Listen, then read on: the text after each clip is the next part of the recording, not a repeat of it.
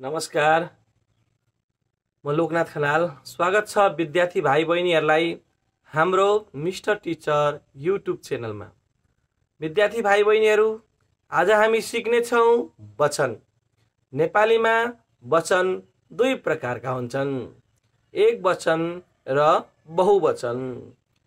एक वस्तुको लागि हामी एक वचनको प्रयोग गर्छौं र एक भन्दा धेरै वस्तुहरूको लागि हामी बहुवचनको प्रयोग गर्छौं। तो विद्यार्थी भाइ बहिनीहरू, सुरु गरौं आजको भिडियो।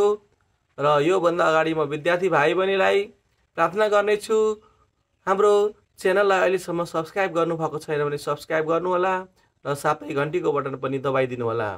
ल त सुरु गरौं आजको यो भिडियो। एक वचन, बहुवचन। जस्तै घर, घरहरू, किताब, किताबहरू, घडी, घडीहरू। हामीले शब्दको अन्तिममा हरू लगाएर बहुवचन बनाउँछौं।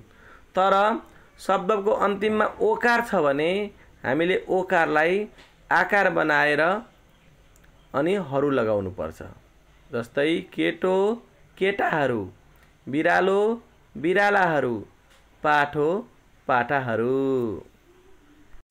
विद्यार्थी भाइ बहिनीहरू, हजुरलाई आजको यो हाम्रो भिडियो कस्तो लाग्यो?